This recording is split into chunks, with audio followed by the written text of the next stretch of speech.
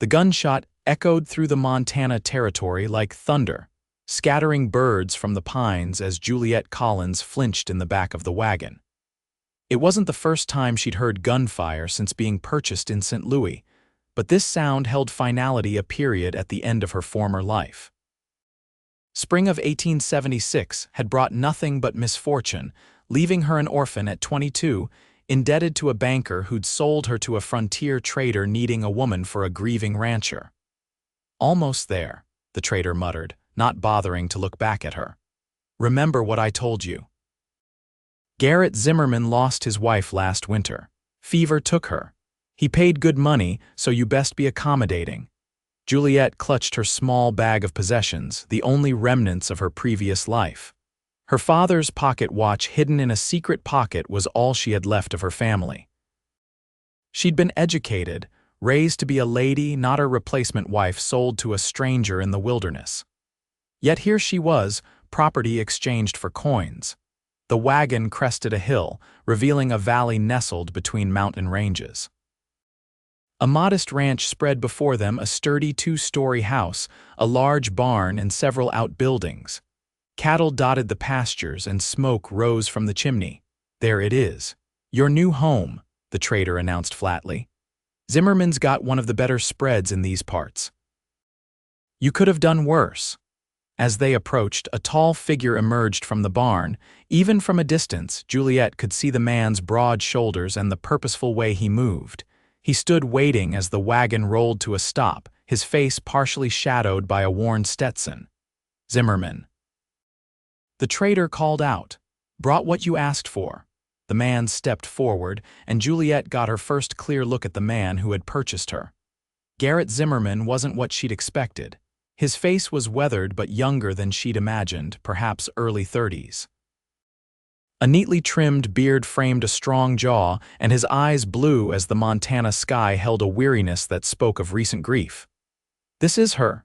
Garrett asked, his voice deep but not unkind. "This is Juliette Collins, from back east. Education and all that. Can read and write, knows numbers. Said she can cook, too." Juliette fought the urge to object to being discussed as if she were livestock. Instead, she straightened her back and met Garrett's gaze directly. "Mr. Zimmerman," she said with all the dignity she could muster. Something flickered in his expression, surprise, perhaps, before he nodded. "Miss Collins." The trader jumped down from the wagon. "Let's settle up inside. Girl can get herself down." As the men walked toward the house, Juliette climbed down awkwardly, her city boots slipping on the dusty ground. She stood uncertainly beside the wagon, unsure whether to follow or wait. A minute later, Garrett Zimmerman emerged alone. He approached her with measured steps, stopping a respectful distance away. "I expect Jasper told you why you're here," he said. "He said your wife died. That you needed a replacement." The words came out more bitterly than she intended. Garrett's jaw tightened. "That's what he told you? Wasn't that the arrangement?" he sighed, removing his hat to run a hand through dark hair streaked with the occasional gray. "Miss Collins, I did pay for your passage here and I did lose my wife, but I'm not looking for you to replace her." Confusion replaced some of Juliette's fear. "I don't understand. I needed help. This ranch is too much for one person. I needed someone who could keep books, handle correspondence, manage the house. Jasper said he knew someone with education who needed a fresh start." He paused. "He didn't mention he was selling you like cattle." "Then what am I to you?" she asked cautiously. "An employee if you're willing." "You'll have your own room. There's a small cabin behind the house that I've been fixing up. It'll be yours once it's done. You'll be paid fair wages." He gestured toward the house. "If that's not agreeable, I'll take you to town tomorrow. You can find other arrangements." Juliette studied him, searching for deception. "Why would you pay for a stranger to come all this way just to be an employee?" "Because good help is hard to find out here, and I needed someone who could do more than just cook and clean. Someone who could help with the business side." His eyes met hers directly. "I don't want a replacement wife, Miss Collins. I want you just as you are, someone with skills this ranch needs." Relief flooded through her, followed quickly by suspicion. "And I'm simply to take you at your word. For now, yes." Your other option is a mining town 20 miles away where a woman alone has few respectable choices. His tone wasn't threatening, merely matter of fact. Give it a month. If you're uncomfortable, I'll pay your wages and you can go wherever you like. The offer was far better than anything Juliette had dared hope for during the long journey west. She nodded slowly. A month then. Good, let me show you to your room, you must be tired. As Juliette followed Garrett toward the house, she noticed things she'd missed before: the well-maintained garden beside the house, the rocking chair on the porch, curtains in the windows. This wasn't just a ranch, it had been someone's home. The interior was surprisingly comfortable: polished wooden floors partially covered with woven rugs, sturdy furniture that showed signs of care. Garrett led her upstairs to a small but pleasant bedroom. This was the guest room, he explained. Bathrooms down the hall. We have a pump in the kitchen and an outhouse out back if needed. It's very nice, Juliette said, genuine surprise in her voice. My wife, Anna, made this place a home. His voice softened at the name. I've tried to keep it that way. I'm sorry for your loss, she offered. He nodded once, accepting her sympathy without comment. Get some rest. We can talk about your duties tomorrow. When he left, Juliette sat on the edge of the bed, finally alone for the first time in weeks. Tears she'd been holding back spilled over as the reality of her situation settled in. She wasn't being forced into a marriage, but she was still at the mercy of a stranger in an unfamiliar land. Yet something about Garrett Zimmerman's straightforward manner gave her hope that perhaps she'd found a safe harbor after all. The morning came with golden light streaming through curtains Juliette hadn't closed. She woke disoriented before remembering where she was. Downstairs, she found Garrett already at the kitchen table with coffee and ledgers open before him. Good morning, he said, standing when she entered. Coffee's hot if you'd like some. Thank you. She poured herself a cup, noting the clean kitchen with a large cast iron stove. I've got to check the south pasture this morning, Garrett explained. Feel free to look around, get familiar with things. There's food in the pantry. We can discuss the books when I return. After he left, Juliette explored the house. It was larger than it had appeared from outside: 4 bedrooms upstairs, a study, parlor, dining room, and kitchen downstairs. Everything was functional rather than fancy, but there were touches of femininity in the curtains and quilts that spoke of Anna Zimmerman's influence. In the study, she found the ranch's ledgers. Curiosity drew her to open them, and she quickly realized they needed attention. The entries were accurate but disorganized, making it difficult to track expenses against income. Without thinking, she sat down with a fresh sheet of paper and began creating a better system. Hours later, the sound of boots on the porch alerted her to Garrett's return. He paused in the doorway of the study, surprise evident on his face. You've been busy. I hope you don't mind, Juliette said, suddenly uncertain. Your ledgers are accurate, but they could be organized more efficiently. He approached the desk, examining her work. You understand ranch accounting. The principles are the same as any business: income, expenses, profit margins.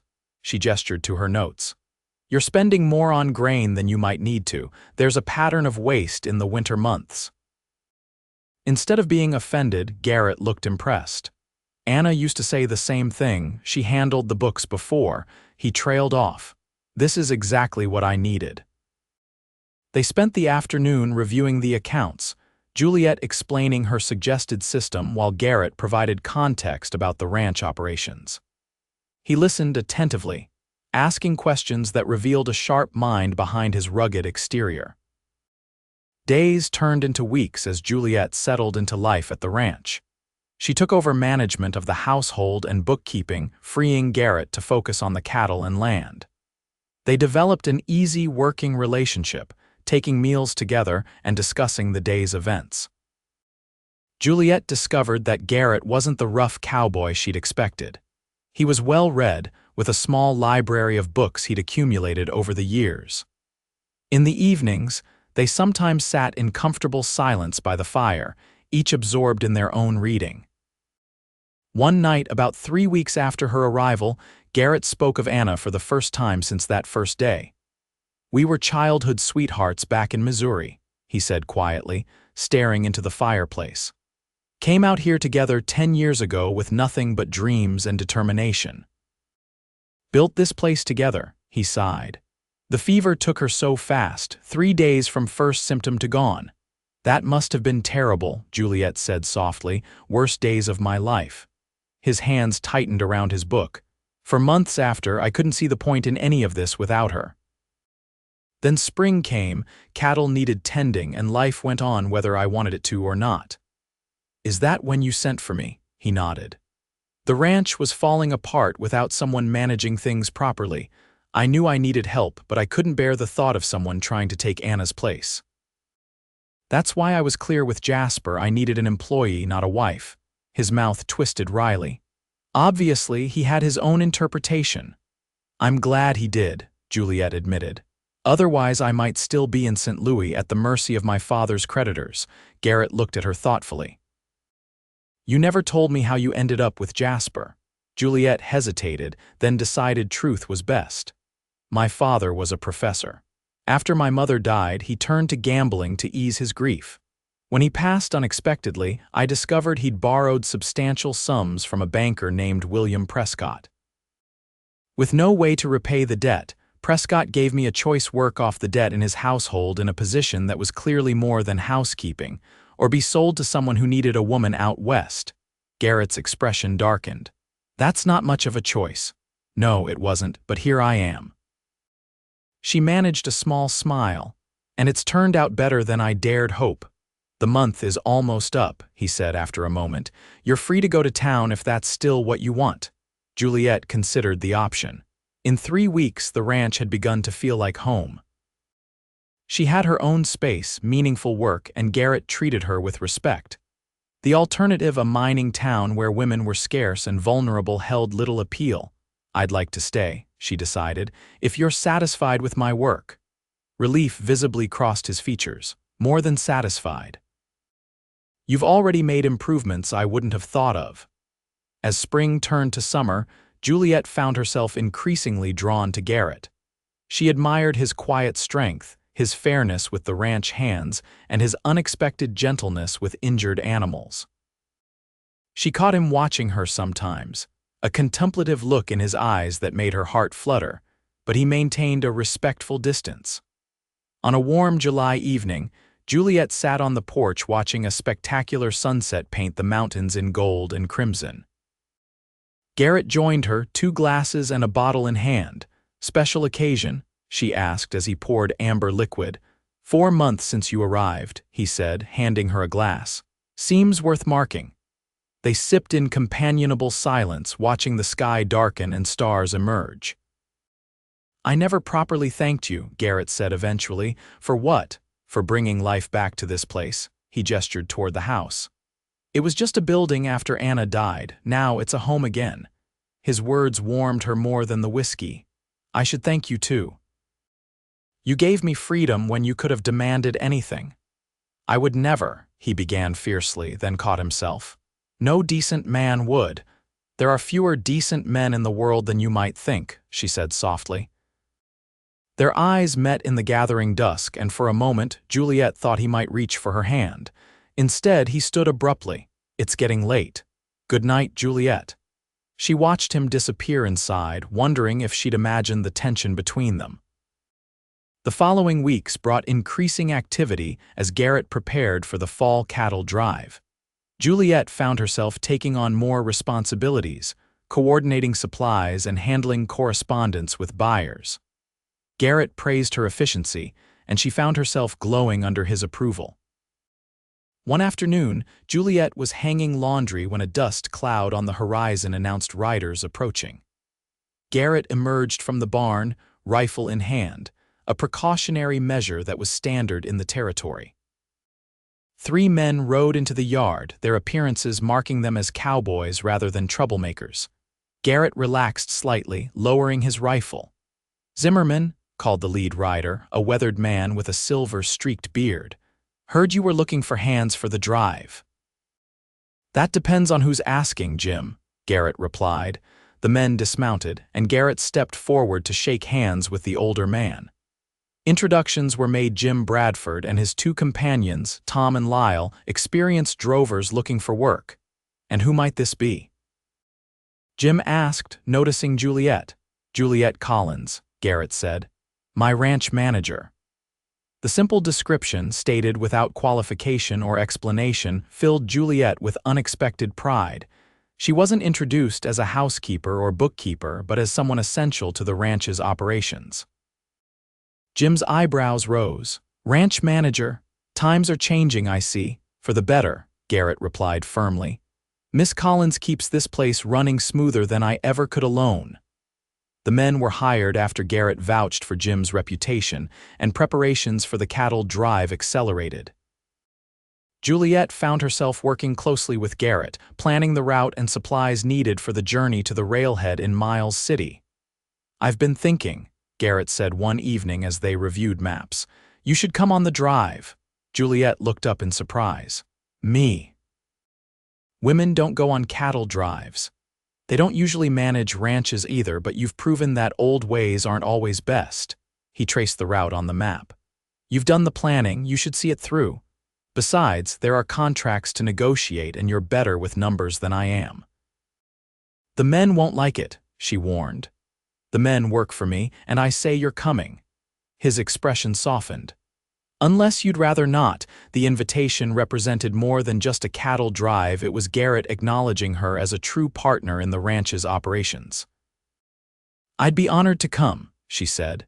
The morning of departure brought organized chaos as nearly 1,000 cattle were gathered for the drive. Juliette, dressed in practical riding clothes, felt conspicuous among the cowboys until Garrett appeared leading a gentle mare. Daisy's steady and sure-footed, he said, helping Juliette mount. She'll take good care of you. Jim Bradford, now the trail boss under Garrett's authority, approached. Miss Collins, the chuck wagon's ready whenever you are. Miss Collins won't be riding in the wagon, Jim, Garrett corrected. She'll be riding with us. Though Jim's expression revealed surprise, he merely nodded. Yes, sir, we're ready to move out on your order. The cattle drive was unlike anything Juliette had experienced, exhausting, exhilarating, and occasionally terrifying. She learned to hold her position during river crossings, to move cattle that had strayed, and to endure long days in the saddle. The men, initially skeptical, came to respect her determination and resilience. During the second week, a sudden storm scattered part of the herd. Garrett and several cowboys went to recover the strays while Jim ordered the remaining cattle moved to higher ground. Juliette helped where she could, rain soaking through her clothes as she worked to keep the herd calm. Hours passed with no sign of Garrett's return. As darkness fell, Juliette's concern grew. The storm had passed, but the night was cold and the terrain dangerous. I'm going to look for them, she announced, turning her horse toward the direction Garrett had gone. Miss Collins, that's not wise, Jim objected. It's too dark to track. Mr. Zimmerman would do the same for any of us, she insisted.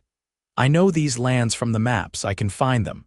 Reluctantly, Jim assigned a young cowboy named Will to accompany her. They rode through the darkness, calling out periodically. After an hour, they heard a distant response. They found Garrett and two cowboys sheltering in a ravine with the recovered cattle. One cowboy was injured, his leg badly cut during the roundup. Juliette, Garrett exclaimed, relief evident in his voice. What are you doing out here? Looking for you, she replied simply. We were worried. His expression softened. We were heading back when Davis got hurt, couldn't move him until the bleeding stopped. Together they managed to get the injured man onto a horse and return to camp. Throughout the ordeal, Juliette felt Garrett's eyes on her, a new awareness in his gaze. That night, as the camp settled, Garrett joined her by the fire. That was a brave thing you did, coming after us. It was the right thing to do, she countered. You would have done the same. Yes, he agreed, but it's different. This is my ranch, my responsibility. It's become my responsibility too, she said quietly. He studied her face in the firelight. Yes, it has. After a moment, he added, I've been thinking about that cabin I promised you. What about it? I'm wondering if you still want it. Confusion crossed her features. I thought it was nearly finished. It is, but… He hesitated, choosing his words carefully. I've grown accustomed to having you in the house. It feels right, having you there. Juliette's heart quickened. Are you asking me to stay in the main house permanently? I'm asking if you might consider a different arrangement altogether. He met her eyes directly. These months with you have shown me there can be life after loss. I never thought I'd feel this way again, but Juliette, I find myself thinking of you as more than my ranch manager. Garrett, let me finish, he said gently. I'm not asking anything of you now. That wouldn't be right, not when you came here under false pretenses, not when you might feel obligated. But when we return from this drive, when you've had time to consider, I want to court you properly. If you're willing, emotion welled in Juliette's throat. I don't need time to consider. These months have changed me too. I came here expecting the worst and found something I never thought possible: respect, purpose, and… She took a breath, and feelings I didn't think I'd ever experience. Garrett reached for her hand, his touch warm and sure. I want you to know, I don't want you because you remind me of Anna or because you're different from her. I want you just as you are, Juliette Collins. And I want you just as you are, Garrett Zimmerman, she whispered. Under the vast Montana sky, with 1,000 stars as witnesses, he leaned forward and kissed her gently. It was a promise, a beginning, and Juliette knew in that moment that being sold west had become the greatest fortune of her life. The remainder of the cattle drive took on a dreamlike quality for Juliette. By day, she maintained her professional demeanor, working alongside the cowboys and helping Garrett manage the herd. But in the evenings, they found moments to themselves, talking about the future they both now envisioned. Upon reaching Miles City, Juliette proved her worth again, negotiating with buyers for a better price than Garrett had anticipated. The cowboys celebrated their successful drive, and several approached Juliette to express their newfound respect. Never thought I'd say this, Jim Bradford told her, but you're as good a cattlewoman as any man I've ridden with. The journey back to the ranch was lighter, the cattle gone and hearts full of promise. Garrett and Juliette rode side by side, making plans for improvements to the ranch and cautiously discussing a future together. I don't want to rush you, Garrett said one evening as they made camp. After everything you've been through, the last thing I want is for you to feel pressured. I don't feel pressured, Juliette assured him. I feel chosen, not purchased or bartered, but truly chosen for who I am. His smile warmed her more than the campfire. That's exactly what you are, Juliette, chosen and cherished. When they finally crested the hill overlooking the ranch, Juliette felt a surge of emotion. What had once been an unknown destination was now undeniably home. The house stood solid against the backdrop of mountains, and she could imagine their future, their children running in the yard, years of partnership and love ahead. As autumn painted the landscape in gold and crimson, Garrett formally courted Juliette as promised. They took Sunday rides to beautiful vistas in the mountains, shared books and conversations in the evenings, and gradually, the memory of how they'd first come together faded beneath the reality of what they'd built. In late October, an unexpected visitor arrived at the ranch. Jasper, the trader who had brought Juliette west, rode up one afternoon looking for a place to stay for the night. Well, he said, recognizing Juliette on the porch. Looks like my arrangement worked out after all. Before Juliette could respond, Garrett stepped forward, his expression cold. There was no arrangement, Jasper. You lied to both of us for profit, the trader shrugged. Got you what you needed, didn't I, a woman to keep house, and got her away from worse trouble back east. You sold me like livestock, Juliette said evenly. Don't pretend it was a kindness. Call it what you will. Looks like it turned out fine. His eyes narrowed shrewdly. In fact, looks like it turned out better than fine. You two seem mighty comfortable together. Garrett's jaw tightened. You can water your horse and move on. You're not welcome here. Now, Zimmerman, that's no way to treat an old acquaintance, Jasper protested. I brought you together after all. No, Juliette interrupted. We came together despite your actions, not because of them. She straightened her shoulders. What you did was wrong, Mr. Jasper, trading in people like goods, but I won't give you power over my happiness by dwelling on it. I've found something genuine here, something you wouldn't understand. Jasper looked between them, then snorted. Suit yourselves. Plenty of other places that'll welcome my business. He tipped his hat mockingly. Enjoy your happy ending, Miss Collins. Not everyone gets one. As they watched him ride away, Garrett turned to Juliette. I'm sorry he came here, sorry for the reminder. Don't be, she said, taking his hand. He reminded me how far I've come, how much has changed. She looked up at the house they shared. This isn't the ending he meant for us. It's the beginning we created ourselves. The first snow fell in early November, blanketing the ranch in pristine white. On a clear, cold evening, Garrett led Juliette to the newly completed cabin behind the main house. I know we discussed you staying in the main house, he explained, but I finished it anyway. I thought you should see it. The cabin was small but beautifully crafted, with a stone fireplace and windows that caught the mountain view. A desk stood in one corner, bookshelves along one wall. It's lovely, Juliette said, running her hand along the smooth wooden table. I thought it could be your special place, Garrett said. Not to live in, but somewhere you could come to write or read or just have time to yourself. He hesitated. Every person needs a space that's entirely their own, especially in a marriage. Juliette turned to him, heart quickening. Are you proposing, Garrett Zimmerman? He smiled, reaching into his pocket to produce a simple gold ring. I am. Not because I need someone to manage my ranch or keep my house, but because I love you, Juliette Collins. I love your strength, your kindness, your determination. I love the way you've made this place your home and these people your family. He took her hand.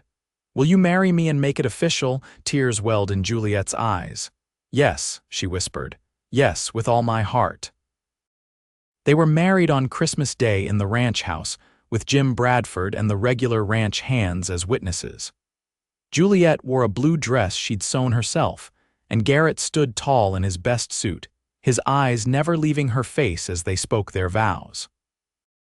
That night, as snow fell softly outside, Juliette lay in her husband's arms, marveling at the journey that had brought her to this place of belonging. I was so frightened that day I arrived, she confessed. I couldn't imagine what kind of man would buy a wife. And now? Garrett asked, tracing her cheek with gentle fingers. Now I know I wasn't bought at all, she said softly. I was found, and so were you. He kissed her tenderly. To think I almost sent Jasper away when he first proposed bringing someone west. I was so determined to manage alone. We're both stubborn that way, Juliette laughed. But better together. Much better, he agreed, pulling her closer. Spring came again to the Montana territory, bringing new calves to the herd and new beginnings to the ranch. Juliette stood on the porch, watching Garrett mend a fence in the distance. Her hand rested on her stomach, where new life was just beginning to make itself known. She hadn't told him yet, wanting to be certain before sharing the news that would change their lives again. The ranch was prospering under their joint management, and now their family would grow as well. As if sensing her thoughts, Garrett looked up and waved. Juliette waved back, her heart full. She had been sold to replace a dead wife, but Garrett Zimmerman had wanted her just as she was. In that authentic acceptance, she had found not a replacement life, but an extraordinary one of her own making.